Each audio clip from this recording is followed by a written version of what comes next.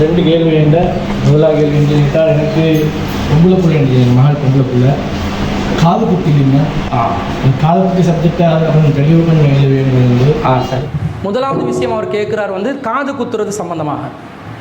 இந்த மார்க்கத்தில் சில விஷயங்கள் நேரடியாக தடுக்கப்படும். எது நேரடியாக தடுக்கப்பட்டதோ அந்த விஷயங்கள் நேரடியாக ஹராம் என்ற வார்த்தையில் நாங்கள் சொல்லுவோம்.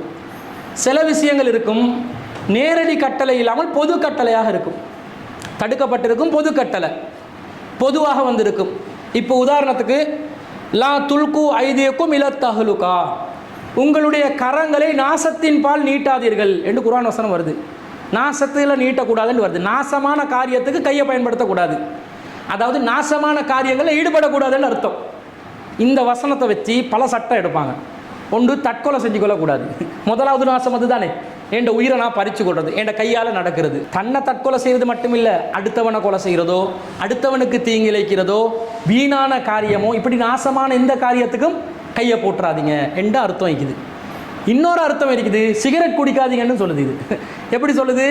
நேரடியாக வசனம் வந்துச்சா சிகரெட் குடிக்க வேணான்னு வரலை, நாசத்துக்கு கையை போடாதீங்கன்னு வருது. கையை நீட்டாதீங்கன்னு சரியாக கையை நீட்டுவான் பாருங்க. சிகரெட் குடிப்பான் இப்படி விரலில் வச்சு தான் குடிப்பான். 5 விரல் 6வது விரலாக சிகரெட் இருக்கும். சரியாக கையை போடுறானா கையை போடுறான். நீட்டாதீங்க நாசத்துக்கு. குடித்தா என்ன நடக்கும்? பெக்கெட்லேயே அடிச்சிருப்பான். Smoking causes cancer. பொய் தானே, பித்தலாட்டக்காரங்கள். சரியண்டா இவ்வளோ பொதுமக்கள் மேலே அக்கறை உள்ளவங்களாக இருந்தால் டொபாக்கோ கம்பெனியை இழுத்து மூடிக்கணும். எல்லாம் ஏமாத்துறான். இப்படி தான் உலகமே போகுது. நடிப்புலையும் எல்லா வேஷத்துலையும் தான் உலகம் ஓடும். டொபாக்கோ கம்பெனிக்காரனை மூடாமல் சிகரெட்டில் ஸ்மோக்கிங் கோசஸ் கேன்சர். ஒருத்தர் வந்தார், ஒரு ஜனாதிபதி நம்ம நாட்டில் ரொம்ப எதிர்ப்பாக நின்று போதைப் பொருளுக்கு வஸ்துக்களுக்கு எதிராக செயல்பட்டார். அந்த ஆள் என்ன பண்ணி விட்டாருண்டா, பெக்கெட்டில் கேன்சர் வாயை போட்டுறணுமெண்டான். அவனாவது டொபாக்கோ கம்பெனி எழுத்து மூடுவானான்னு பார்த்தா சிகரெட் பேக்கெட்டில் கேன்சர் வந்த வாயிட்ட பொட்டோவை போட்டு விட்டான். இதுவாடா, இதெல்லாம் பார்த்து திருந்துற மக்களாக இருந்தால் நம்ம நாடு எப்போவோ முன்னேறி இருக்கும். இதெல்லாம் ஆகிற வேலை இல்லை, பொய்யான வேலை தான். ஆனால் என்ன சொல்லப்படுது?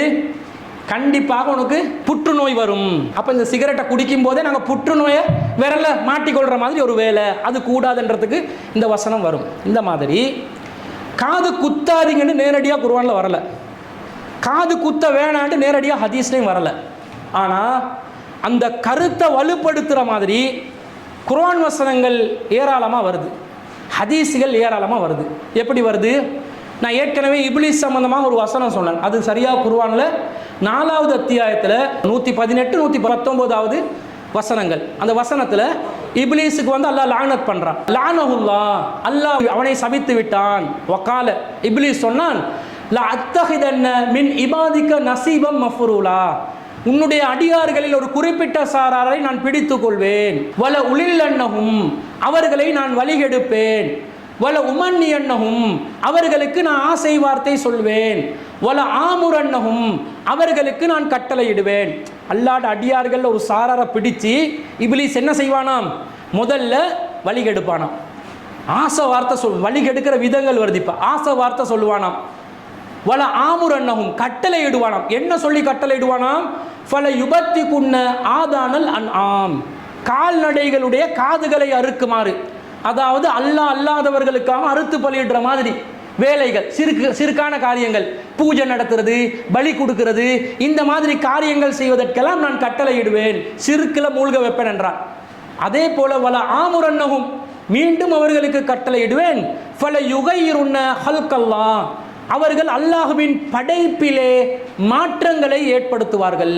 அல்லாஹ்ட படைப்பு இருக்குதே, அதை மாத்துறது ஷைத்தானுடைய செயலாக இருக்கிறது, அல்லாஹ்வின் சாபத்தை பெற்ற செயலாக இருக்கிறது சொல்லிட்டு அல்லாஹ் சொல்றான், வமை யத்தஹித ஷைத்தான வலியன் மின் தூனில்லாஹ், யார் அல்லாஹ்வை விட்டு ஷைத்தானை தன்னுடைய வலியாக ஆக்கிக் கொள்கிறார்களோ ஃபக்கத் ஹஸிர ஹுஸ்ரானன் முபீனா, அவர்கள் மிகப்பெரிய ஒரு நஷ்டத்தை அடைந்து விட்டார்கள் என்று அல்லாஹ் சொல்றான். இப்போ இந்த வசனத்தில் அல்லாஹ் என்ன சொல்றான்? பல யுகையிரன்ன ஹல்கல்லாஹ், அல்லாஹ்வுடைய படைப்பிலே மாற்றங்களை ஏற்படுத்துவான் என்று சபதம் எடுக்கிறான். இப்போ பாருங்க, அல்லாஹ் தஆலா நம்மளை படைக்கும் போது ஆண்களாக இருந்தாலும் பெண்களாக இருந்தாலும் அழகான முறையில் அல்லாஹ் தஆலா படைச்சிருக்கிறானா இல்லையா? அழகான முறையில் அல்லாஹ் தஆலா அந்த படைப்பில் வடிவமைச்சிருக்கிறானா இல்லையா? எல்லாம் அழகான முறையில் அல்லாஹ் செஞ்சிருக்கிறான். அப்போ பெண்கள் அல்லாஹ் படைக்கிறான். இந்த பெண்களை வந்து அல்லாஹ் தஆலா இந்த காதில் ஏதாவது ஓட்ட போடுற மாதிரி ஒரு ஏற்பாடு எல்லாம் செஞ்சிருக்கிறானான்னு கேட்குறேன். ஆண்களுக்கு செஞ்சிருக்கிறானா? ஓட்ட போட வேண்டிய இடத்துக்கு எல்லாம் போட்டானா இல்லையா? இந்த மூக்கை வந்து சரியாக தானே எல்லாம் வச்சிருக்கிறான். மூக்கு பாருங்க சரியாக வந்து இப்படி ஷேப்பில் இருக்குது. இந்த மூக்கு உள்ள துண்டை மூக்கை வைக்காமல் ஃபுல் ஓட்டையாக வச்சுன்னு வைங்களேன். இப்போ ட்ரையாங்கல் ஷேப்பில் ஒரு ஓட்டை இருக்குது, மூக்கு இல்லை. பேச போல எல்லாம் மூக்கால தான் பேசுவோம். அஸ்ஸலாமு அலைக்கும் வலைக்கும் சலாம் இப்படி தான் பேசல. மூக்கால பேசுகிறாக்களை பார்த்துக்கிறீங்களா? மூக்கு கொஞ்சம் அப்படி இப்படி சப்பையாக கிப்பையாக போச்சுட்டாலும் மூக்கால பேசுவாங்க. மூக்கே இல்லாமல் போச்சுட்டு வைங்களே, அந்த ஃபுல்லாக அந்த தலை எலும்பு ஓடு மட்டும் மண்டை ஓடு மட்டும் இருக்கிற மாதிரி ஒரு ஷேப்பில் இருந்தால் கிட்டக்கு யாராவது வருவானா? மலைக்கு சரி இப்படி வச்சிருந்த அல்லாஹ் தஆலா அந்த மூக்கை ஓட்டையை கீழே வச்சிருக்கிறான். மேலே வச்சு விட்டுருந்தான்டா, மேலே இருக்குது இப்படி ஓட்டை, கீழே இருக்குது மூக்கு. மலைக்கு வெளியே போவேலுமா? மூக்குக்குள்ளே தண்ணி பெற்றும் சளி தானாக வந்துடும். மூக்கு கீழே ஓட்டை இருக்கும் போதே மலைக்கு வெளியே போவேலாது, சளி பிடிக்குது.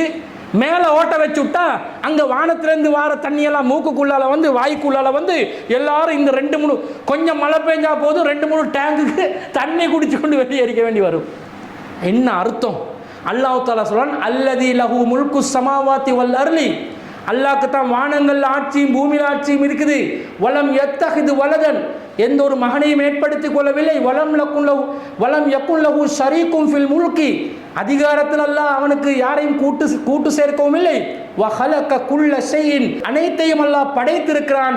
ஃபகத்தரஹு தக்தீரா, எல்லாத்தையும் நிர்ணயித்து படைத்திருக்கிறான். எங்க எப்படி எது இருக்க வேண்டுமோ அங்க அப்படி அதுவே அல்லாஹ் தஆலா வச்சிருக்கிறான். மனுஷனை லக்கது ஹலக்கனல் இன்சான ஃபீ அஹ்ஸனி தக்வீம், மனிதன் அழகான ஒரு வடிவத்திலே அல்லாஹ் படைத்திருக்கிறான். எந்த இடத்துல புருவம் சாதாரண ஒரு முடியாங்க, இது இந்த புருவ முடி இல்லைன்னு வைங்களே, ஒருத்தனை பார்க்க இயலுமா? அது என்ன இங்கே மட்டும் 2 லைனில் முடிய வந்து நிற்குது? யோசிச்சு பார்க்கலையா நீங்கள்? புருவத்தில் முடி, கையில் இருக்கக்கூடிய ரோமங்கள், உடம்புல இருக்கக்கூடிய ரோமம் எல்லாமே அச்சொட்டாக எந்த இடத்துல எப்படி அமையணும் என்றதை அல்லாஹ் நிர்ணயிச்சிருக்கிறான். எதுக்கு இந்த காதை வந்து சைடில் வச்சான்? காதை தலைக்கு மேலே எப்படி வச்சிருந்தா திரும்ப உடம்புக்குள்ளே தண்ணி வந்துடுது. காதை வேறு யானை காது மாதிரி வச்சிருந்தா மனுஷன் உடம்புக்கு யானை காது. அப்போ காது குத்தேலுமா? எத்தனை காது குத்த வரும்? எல்லாத்தையும் அல்லாஹ் அளவு நிர்ணயம் செஞ்சு படைச்சிருக்கிறான்டா. இந்த காதில் சோனைகளை அல்லாஹ் தஆலா எப்படி வச்சிருக்கிறான்? அழகான ஒரு சதத்துண்டை வச்சிருக்கிறான். அதில் விஷயங்கள் இருக்குது. இதை ஓட்டையாக்குறதுக்கு யார் அதிகாரம் கொடுத்தான்? இதுதான் கேள்வி. பல யுகைரன்ன ஹல்கல்லா, அல்லாஹ்வுடைய படைப்பில் மாற்றம் செய்வதில் இது வருமா வராதா? வருது. நபிகள் நாயகம் ஸல்லல்லாஹு அலைஹி வஸல்லம் அவங்க சொல்கிறாங்க, பச்சை குத்த விடும் பெண்களும் யாரெல்லாம் பச்சை குத்தி கொள்வார்களோ, பச்சை குத்துவதற்கு அனுமதிப்பார்களோ, யாரெல்லாம் புருவ முடியை அகற்றுவதற்கு அனுமதி கொடுப்பார்களோ, யாரெல்லாம் அல்லாஹ்வுடைய படைப்பிலே மாற்றங்களை ஏற்படுத்துவார்களோ அவர்களை அல்லாஹ் சபித்து விட்டான் என்று ரசூலுல்லாஹ் சொல்றாங்க. அல்லாஹ்வுடைய படைப்பில் இது மாற்றமா இல்லையா? கேளுங்க, ஏன் பொம்பளை பிள்ளைகள் காது குத்துறாங்கண்டு? காது குத்தா முட்டா பொம்பளை பிள்ளை மாதிரியே இல்லை. என்ன பொம்பளை பிள்ளை மாதிரியே இல்லை? நீ யார் அதை சொல்ல? அல்லாஹ்க்கு தெரியாதா? ஆம்பளைய பொம்பளைய வித்தியாசமாக்கி படைச்ச அல்லாஹ்க்கு தெரியாதா? ஆம்பளைக்கு என்ன வைக்கணும் பொம்பளைக்கு என்ன வைக்கணும் என்று அல்லாஹ்க்கு தெரியாதா? ஆம்பளை பொம்பளைக்கு எத்தனையோ வித்தியாசம் இருக்குது. நாங்கள் தலைமுடி வளர்க்கலாங்க, பிரச்சனை இல்லை தானே, எவ்வளோ நீட்டம் வேண்டாலும் வளர்க்கலாம். ஒரு ஆம்பளை இடுப்பு அளவுக்கு தலைமுடியை வச்சுருந்தா எப்படி இருக்கும்? சன் சில்க் ஹேர் அவனை எப்படி நினைப்போம்?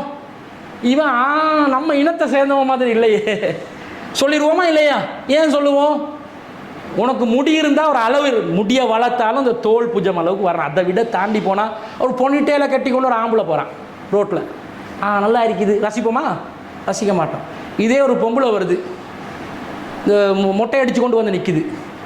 ஆம்பளை மொட்டை அடித்தா பரவாயில்ல, பொம்பளை மொட்டை அடித்து கொண்டு வந்து ஓய் முக்கத்து டோக்கியன் இப்படின்னு கேட்டால் இது பொம்பளையா பிசாசான்னு கேட்பான். பிசாஸ் இஸ்லாத்தில் இல்லை, ஒரு பேச்சு வழக்குக்கு சொன்னேன். குரல் இருக்கக்கூடிய நளினம், ஆம்பளை பேசும்போது ரஃப்பாக பேசுவான். நான் இப்போ உங்களுக்கு எளிய மார்க்க நடத்து அஸ்ஸலாமு அலைக்கும் வரஹ்மத்துல்லாஹி இப்படியாட்டா என்ன வயசெல்லாம் மாறுது, ஒரு மாதிரி ஆயிடாரு அப்படின்னு கேட்பீங்க. இதே ஒரு பொம்பளை வந்து அஸ்ஸலாமு அலைக்கும் இப்படியாண்டா கல்யாண பேச்சுவார்த்தை நடத்துகிற டைமில் அஸ்ஸலாமு அலைக்கும் வாப்பான மாப்பிள்ளைய நல்லா பிடிச்சிருக்குது ஏண்டா மாப்பிள்ளை உடனே ஓடிடுவான். இவளோட நான் வாழ்ந்தேன்டா என்கிட்ட ஸ்பீக்கரெல்லாம் அவுட் ஆகிரும். அவக்கு அல்லாக்கு தெரிந்தானே எங்க இனிமையை வைக்கணும், எங்க நளினத்தை வைக்கணும், எங்க வளைவை வைக்கணும், எங்க நெளிவை வைக்கணும், அதெல்லாம் வச்சுட்டான். இவங்க யார் அதை தீர்மானிக்க? மொத்த உலகமும் சேர்ந்து அல்லாட படைப்புல குறை சொல்ற மாதிரி காது குத்தினா தான் பொம்பளை புள்ள, குத்தாட்டித்தான் ஆம்பளை புள்ள. என்ன இது? அப்படி ஒரு விதிமுறை இஸ்லாத்துல இல்ல. நபிகள் நாயகம் ஸல்லல்லாஹு அலைஹி வஸல்லம் அவங்களுடைய காலத்துல பெண்கள் காதி குத்தி கொண்டு இருந்தாங்கன்னு வரல, குத்தாம சும்மா தொங்க விட்டு கொண்டு இருந்தாங்கன்னு வரல. பெண்கள் தான தர்மம் பண்ணும்போது காதில் இருந்ததை கலட்டி போட்டாங்கன்னு வருது. கலட்டி போட்டதனால அவங்க குத்தி தான் இருந்தாங்கன்னு சில பேர் ஃபத்வா கொடுத்து காது குத்துறதை அனுமதிச்சிருக்கிறாங்க. இது அல்லாட வசனத்துல காதில் ஓட்ட போடுவதனால அல்லாட படைப்புல மாற்றம் நடக்குதா இல்லையா? இந்த கேள்விக்கு பதில் வேணும். மாற்றம் நடக்குதுண்டா செய்ய முடியாது. அப்ப சாபாக்கள் காதில் இருந்ததை கலட்டி போட்டாங்கண்டா ஏற்கனவே அவங்க ஜாகிலியா காலத்தில் குத்தி இருந்ததை கலட்டி போட்டு இருக்கலாம், அல்லது அவங்க காதில் தொங்க விட்டு இருக்கலாம். உம்மு ஜர்உ அபூ ஜர்உடைய செய்தி நீங்க கேள்விப்பட்டது இல்லையா? முற்காலத்தில் வாழ்ந்த 11 பெண்கள் தங்களுடைய கணவன்மார்களை பற்றி வர்ணனை செய்து பேசிக்கொண்டார்கள். ஏண்ட கணவன் மொசல் மாதிரி, இன்னொருத்தர் ஏண்ட கணவன் வந்து பௌர்ணமி நிலவு மாதிரி, இப்படி ஒவ்வொரு கணவன்மார்கள்ட குறை நிற பேசிக்கொண்ட 11 பெண்களுடைய வரலாறு சஹீஹுல் புகாரில் வருது. அதுல ஒரு பெண்மணி சொல்றாங்க, ஏண்ட கணவன் வந்து அபூ ஜர்உ, அவர் இப்படிப்பட்டவரண்டா, நான் எத்தனை மணிக்கு எழுப்பினாலும் என்னை விட்டுருவாரு, என்னைய எழுப்பவே மாட்டார். பொம்பளை விருப்பம் தானே அது, ஆக்காமல் இருந்தால் நல்லா இருக்குமே. டெய்லி கடையில் சமையல் எடுத்தா இது என்ன இப்போ பார்த்தாலும் சமையல் அறையில் அதான் வெளியே கூட்டி போக கேட்குறேன். என்னை எங்கே சரி வெளியே கூட்டி போ. இவனும் கூட்டி போவான். பேருவலை பீச்சுக்கு எத்தனை தடவடி உனைய கூட்டி போகிறது, அதே கிச்சிமலை பள்ளிக்கிட்ட பீச்சுக்கு எத்தனை தடவை, லைட் ஹவுஸுக்கு எத்தனை தடவடி கூட்டி போகிறது.